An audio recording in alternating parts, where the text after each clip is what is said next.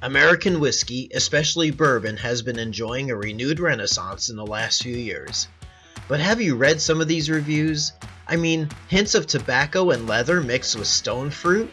Or a dry finish with chewability to the caramel toffee and oak? Really?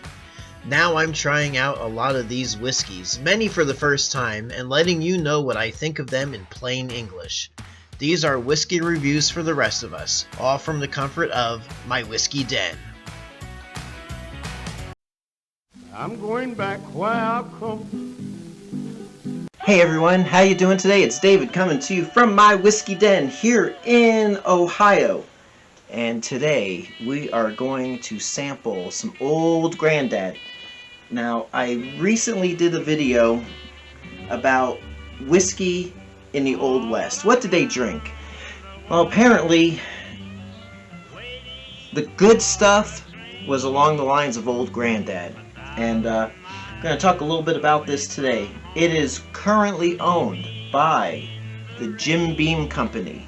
So Jim Beam makes it. It is a product of, well, it was originally a product of basil, depending on what side of the pond you're on. Basil, I'm in the States, Basil Hayden, which Jim Beam, if you're familiar with Basil Hayden, they put out a bourbon today called Basil Hayden, which I have not tried and I don't have any on my shelves. So, now, I'm going to give you a little full disclosure. I just shot this whole video. Had my first taste of it. The mic's not on. Did you ever see that movie, That Thing You Do? It's like, the mic's not on. So that's what happened. So I got to reshoot the video. So I got to have another little taste of this. This is 80 proof Kentucky Straight Bourbon Whiskey. And I got the mash bill up here. The mash bill is 63% corn, 27% rye, and 10% malted barley. And it's interesting, you don't think 27% rye. That's over a quarter of this is rye. So it is a high rye whiskey. And I will tell you right now, it's got a little spice and kick to it. But it's not obnoxious. Now let's I hate my job. I gotta drink whiskey. And I gotta do it all over again when I don't turn on the microphone or if I get a glitch with the camera. Next video we're gonna talk about the other one, Old Overholt, which is also owned by Jim Beam these days. And the two of them together are called the Olds. Or the Olds. So, okay. I gotta do the whole thing again. So, light brown color. It's nice. I think it's aged for about 3 years. I do smell it. It smells like bourbon whiskey. I can smell that rye spice to it. But that's about all I mean, it smells like alcohol. It smells like bourbon. And for those of you tuning in for the first time, this might be the first time you're seeing one of my videos, but let's see. See this nose? You would think with this nose I could smell stuff really well. I can't. It's always clogged up. Yeah. We could be passing somewhere. And my wife is like, "Oh my gosh, can you smell that?" I'm like, "What?" It's like a dead animal. And I can't smell it. So, let's see here. So I'm going to just give you my impression. Give you my impression of it.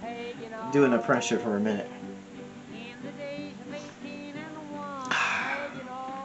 It is really, really nice and smooth. I think it's about 18, 19 bucks a bottle here in Ohio. I mean, it's one of them old-timey looking labels. It's really good. In popular culture, you have George Thorogood. Any fans of George Thorogood and Destroyers? I love them. But in his song "I Drink Alone," he refers to Old Grandad. In the get my phone here. Thank you, pause button. I used to live in State College, Pennsylvania, back in the late 80s. And I didn't go to school there. I visited the area, I liked it, so I moved there for a couple of years. I was like in my early 20s, first time out of the house. But anyway, for you Penn State alumni, we are Penn State, Joe Paterno, who was like second to the Pope out in State College until, unfortunately, the whole Sandusky scandal hit. But Joe Paterno, apparently, according to his son, enjoyed Old Grandad on the Rocks. And now for you James Bond novel fans, in the James Bond novel Live and Let Die, which is superior in all aspects over the movie version. James Bond orders an old-fashioned, and he specifies to use Old Grandad. And as a mixer, that high rye content is perfect for a mixed drink. So if you can't tolerate it, let's say it's too spicy for you straight, try it on the rocks or with a little water, or in a whiskey sour in a mixed drink, old-fashioned, Manhattan. I don't even know. I'm spouting off names of drinks. I don't really drink mixed drinks. Could be in a Manhattan. I don't know that stuff. That is weird. So let's channel some James Bond as played by Sean Connery. So, Old Grandad is quite the bourbon. I would take 2 shots of that right now. Not even on the rocks. I would drink it straight. Right, Moneypenny? So, there you go. My second taste of Old Grandad, for all intents and purposes, is my first taste. It's really good. And even though it might not be a go-to bourbon for me, it proudly will sit on my shelf, and I will enjoy this bottle. So, until next time, it's David talking to you from my whiskey den. And as always, I hope that your next pour is your best pour. I will link my Old West video at the end of this video, and since it's the end of the video, you're probably seeing it over my face right now. So, until next time, when we try out the Old Overholt, we'll see you then. Thanks a lot for watching. Thanks again for visiting me here at my whiskey den. Please subscribe to my channel, and we'll be enjoying our next visit together soon. Thanks again for watching.